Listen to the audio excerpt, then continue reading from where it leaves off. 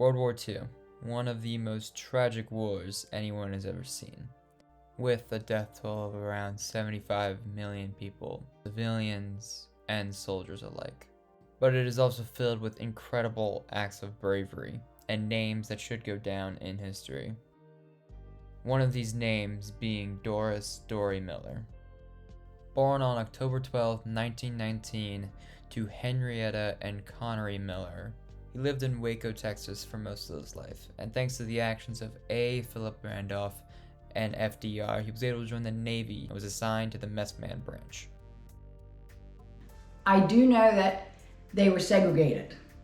It was 1941, and they weren't, I think they weren't drafted, but they volunteered. Miller had joined the war effort, but his trials and tribulations had only just begun.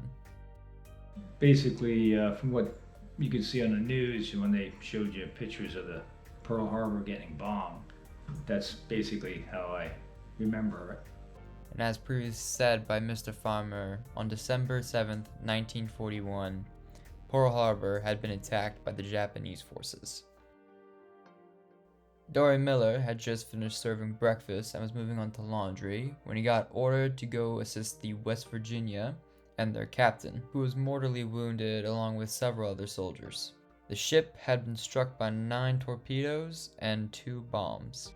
Now, accounts have been a little bit dramatized, as you will see in a couple seconds with the movie Pearl Harbor in 2001, but after assisting the captain, Miller hopped onto an anti-aircraft machine gun and began firing at several Japanese airplanes. Now, this was not allowed at the time, as African Americans were not allowed to be on any weapon or equipment that could be volatile.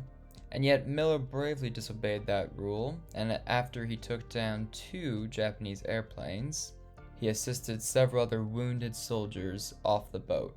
And yet his name did not appear for any of his actions during the events of Pearl Harbor for several months after. Thankfully, with pressure from both newspapers, individuals, and FDR himself, Doris Miller became the first African American to be awarded the Navy Cross. And after that, he blew up in the media and went on several campaigning tours to recruit individuals for the war effort, and as seen currently, became a symbol for soldiers everywhere. Unfortunately, he died in the line of duty when a torpedo sank his ship in 1943. Thankfully, he has been heavily commemorated and will even have his own aircraft carrier named after him. The USS Miller plans to set sail in the late 2020s. You can even visit the Doris Miller Memorial in Waco, Texas, but many people still wonder if he deserved more. And do you think he may have deserved the Medal of Honor? Absolutely. I think he deserves it. He's a hero. Oh, instead of the Navy Cross? Most likely, yes. Well, yeah, above and beyond valor.